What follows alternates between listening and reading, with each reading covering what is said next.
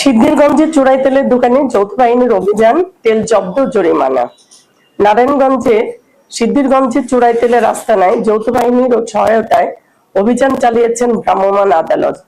মঙ্গলবার 8 জুলাই দুপুরে সিদ্ধিরগঞ্জের গোদানাই বাড়িপাড়া এলাকায় এই অভিযান পরিচালনা করা হয়।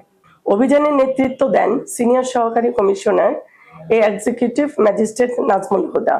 এ সময় মোহাম্মদ আব্দুর রহিমের মালিকানাধীন পদ্মা পিএলসি তেলের দোকানে অভিযান চালিয়ে 100 লিটার অকটেন, 1080 লিটার ডিজেল ও একটি বিক্রয় রসিদ জব্দ করা হয়। এছাড়া ফার্মেন্স অয়েল 600 লিটার জব্দ করা হয়। অভিযানে 2 জনকে 14,000 টাকা নগদ জরিমানা করাও হয়েছে।